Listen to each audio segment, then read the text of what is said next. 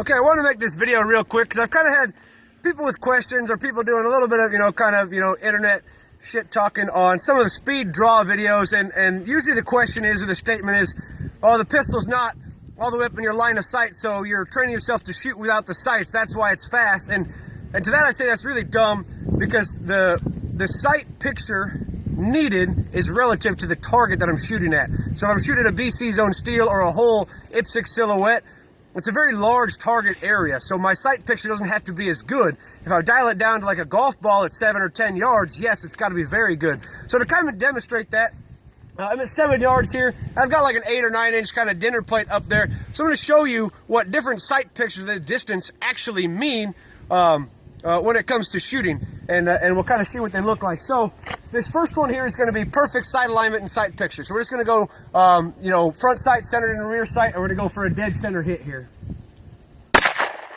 Okay, so a little low on that one. I kind of jerked, no big deal. Okay, so next one, I'm going to jam my front sight all the way to the left in my rear sight, and I'm still going to line my front sight up in the center of the target. So front sight all the way to the left. Okay, so we're centered about an inch left maybe. I'm going to do the same thing, jab my front sight tip all the way to the right. Okay, so pretty much centered, maybe slightly off center. Now I'm going to jam my front sight tip all the way to the bottom and the very base of my rear sight.